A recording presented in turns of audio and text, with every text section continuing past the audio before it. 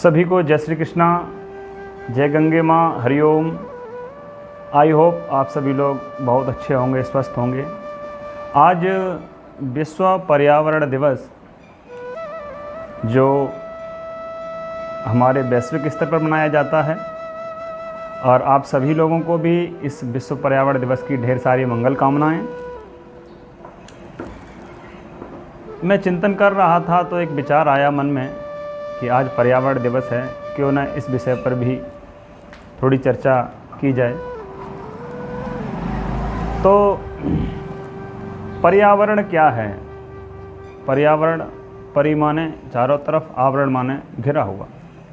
प्रत्येक व्यक्ति, समाज, जितने भी संसार में प्राणी हैं वो किसी न किसी आवरण से घिरे हुए हैं।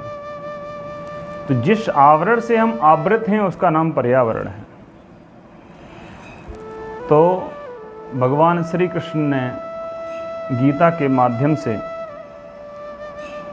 ये अपनी जो प्रकृति है उसको अपरा प्रकृति के अंतर्गत ये 8 प्रकार की जो प्रकृति है उसी को पर्यावरण का नाम दिया है।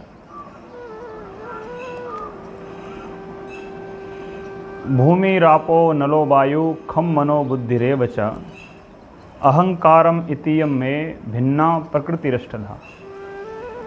ये अपरा प्रकृति है और परा प्रकृति होती है चेतना प्रकृति। जो हमारे शरीर में जो चेतन है वह परा प्रकृति है। और पंच तत्व छित जल पावक गगन समीरा, आकाश, तेज, वायु, जल और पृथ्वी तथा महत्त्व अर्थात बुद्धि, अहंकार और मन, इनको मिला करके संपूर्ण रूपेण 8 प्रकार की अष्टधा प्रकृति है। और इस अष्टधा प्रकृति को ही गीता में सत्व, रज और तम 3 के रूप से त्रिगुणात्मिका भी बताया गया है। तो जो त्रिगुणात्मिका प्रकृति है इसकी वैषम्य अवस्था का नाम सृष्टि है। जब तीनों सत्व, रज, तम मूल प्रकृति में जब क्षोभ उत्पन्न होता है, जब हलचल होती है, तो वह सृष्टि की उत्पत्ति होती है। सृष्टि के लिए ये परमात्मा की व्यापक सृष्टि है। हम भी किसी सृष्टि को करते हैं या देखते हैं तो उसमें भी 2 हेतु होते हैं, एक उपादान कारण और एक निमित्त कारण। उपादान कारण जिसके द्वारा वस्तु की, व्यक्ति विशेष की उत्पत्ति होती है, जिसको हम रॉ मटेरियल कह सकते हैं, और जिसके द्वारा बनाया जाता है वह निमित्त कारण है। जैसे घड़े की उत्पत्ति के लिए उपादान कारण मिट्टी है और कुंभकार उसका निमित्त कारण है। ठीक उसी प्रकार से ये समस्त सृष्टि की रचना का रॉ मटेरियल अर्थात उपादान कारण ये अष्टधा प्रकृति है और निमित्त कारण वह परमात्मा है। तो मूल रूप से उस अष्टधा प्रकृति में जो क्षोभ होता है, क्योंकि सृष्टि की उत्पत्ति प्रकृति के क्षोभ से होती है अर्थात उसमें हलचल से होती है। जब प्रकृति में क्षोभ होता है, उसकी वैषम्य अवस्था बनती है तो सृष्टि की रचना होती है। साम्य अवस्था का नाम प्रलय है। तो जब हम देखते हैं कि निमित्त कारण, उपादान कारण दोनों मिलते हैं तो सृष्टि की उत्पत्ति होती है। अब विषय ये है कि पर्यावरण संरक्षण के रूप में आज का दिवस मनाया जाता है। ये प्रक्रिया जो हम बताना चाह रहे थे, इसमें सृष्टि की उत्पत्ति कैसे होती है ये विषय था। अब इस प्रकृति का संरक्षण कैसे हो? यदि प्रकृति का संरक्षण नहीं होगा तो वह अपना दूसरा रूप, विकराल रूप दिखाएगी। ये समस्त प्रकृति हमारे शरीर में भी है और हम प्रकृति के संरक्षण के लिए शुरुआत सबसे पहले अपने आप से करें, क्योंकि महत्त्व है और बुद्धि है और बुद्धि के बाद में आता है मन, मन के बाद में आती हैं आपका अहंकार, अहंकार के बाद में फिर इंद्रियां तत्त रूप से कार्य करती हैं। तो अध्यक्ष रूप से हमारे शरीर में कार्य करती है बुद्धि, जो निश्चय करती है, निश्चयात्मिका होती है। और मन जो है वह संकल्प विकल्पात्मक होता है, क्या करना चाहिए क्या नहीं करना चाहिए, इसका चिंतन जिसके द्वारा होता है उसका नाम मन है।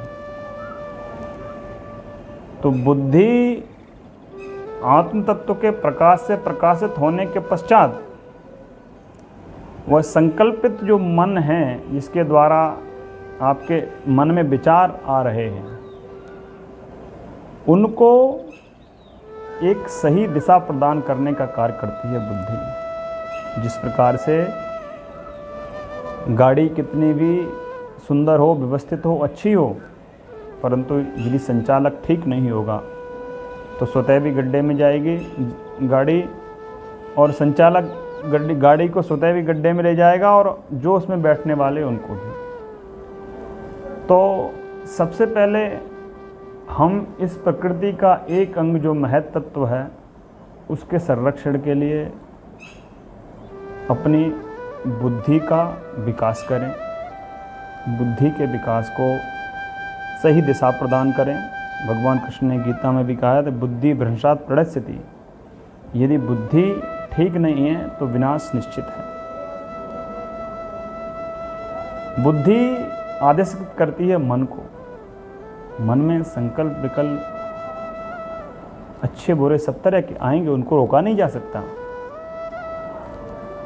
परंतु क्या करना है क्या नहीं करना इसका निश्चय बुद्धि करेगी। और यदि बुद्धि का सही संरक्षण ठीक से हो गया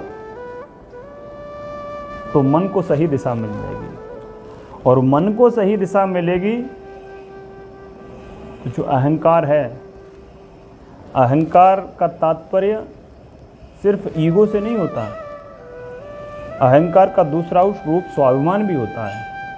हमारे अंदर यदि स्वाभिमान नहीं होगा, थोड़ा सा ही बारीक सा अंतर है अहंकार और स्वाभिमान में। संसार में मैं ही सर्वश्रेष्ठ हूँ, ये अहंकार का प्रतीक है, या संसार में दूसरी तरफ मैं भी हूँ, ये स्वाभिमान का प्रतीक है। तो अहंकार सुरक्षित होगा यदि बुद्धि संरक्षित होगी।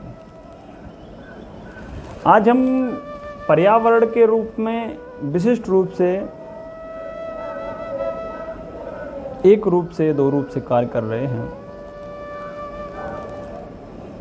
हम वायु को सुरक्षित करने का प्रयास कर रहे हैं, जल को सुरक्षित करने का प्रयास कर रहे हैं। बहुत अच्छी बात है, जितना हम कर सकते हैं बहुत अच्छा है, परंतु पूर्ण रूपेण इसका संरक्षण और संवर्धन तभी हो सकता है जब इस मूल प्रकृति, महत्त्व, बुद्धि, मन, फिर उसके बाद में पृथ्वी का भी संरक्षण हो, जल का संरक्षण हो, वायु का संरक्षण हो, पृथ्वी का अग्नि का संरक्षण हो, आकाश का संरक्षण हो। संवर्धन हम नहीं कर सकते, संवर्धित तो वो पहले से ही है, बस प्रकृति को सिर्फ स्वतंत्रता प्रदान की जाए, संरक्षण उसका स्वतः हो जाएगा। हमें वृक्ष लगाने की आवश्यकता क्यों पड़ती है? क्योंकि वृक्ष काटते भी हम ही हैं। हमें वृक्ष लगाने की आवश्यकता नहीं पड़ेगी यदि हम वृक्षों को ना काटें तो। जल को प्योरीफाई करने की आवश्यकता क्यों? क्योंकि जल को दूषित मनुष्य ने किया। वायु का प्योरिफिकेशन क्यों चाहिए हमें? क्योंकि पॉल्यूशन भी तो हमने फैलाया है। प्रकृति अपने लिए संरक्षण की अपेक्षा नहीं रखती, वह संरक्षण और संवर्धन दोनों कर सकती है, परंतु हमने इसको दूषित किया और दूषित करने के बाद में उसको संरक्षित करने की आवश्यकता आज पड़ रही है। प्रकृति स्वतंत्र है, उसको स्वतंत्र अवस्था में रहने दिया जाए। आधुनिक विकास के नाम पर उसके साथ ऐसी खिलवाड़ ना की जाए इसको जीने का अवसर ही प्रदान ना किया जाए। और प्रकृति स्वतः अपने लिए नहीं जीती है। जो प्रकृति हमारे जीने के लिए आयाम प्रदान करती है, हमारे जीने के लिए सर्वस्व समर्पित करती है, उसी प्रकृति का हम शोषण करते हैं, उसी प्रकृति को हम संकुचित करने का प्रयास करते हैं। वृक्ष कभी फल को नहीं खाता है, जल कभी स्वतः के लिए अपनी प्यास बुझाने के लिए नहीं होता। नदियों में जो जल प्रभावित हो रहा है वो मनुष्य की प्यास बुझाने के लिए है।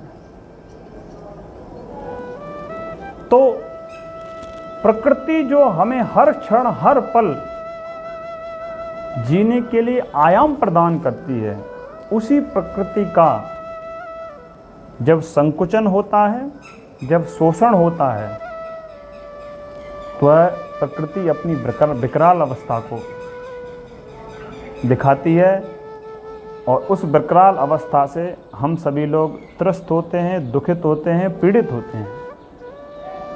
प्रकृति को स्वतः की अवस्था में रहने दिया जाए, यही प्रकृति का संवर्धन है और यही संरक्षण और यही पर्यावरण का मतलब पर्यावरण दिवस का मूल उद्देश्य भी है। हम प्रकृति को संरक्षित करने से पहले ये दृढ़ संकल्प कर लें कि हम प्रकृति को दूषित ना करें। आज पर्यावरण दिवस है और इस विषय में इतना ही कहना पर्याप्त होगा, क्योंकि वैश्विक स्तर का दिवस है, बहुत खुशी की बात है, चिंतनीय विषय भी है, उसके चिंतन करना चाहिए और मूल रूप से हमें अपने कृत्यों पर ध्यान देना चाहिए। इसी संदेश के साथ सभी को जय श्री कृष्णा, सभी को जय श्री राधे।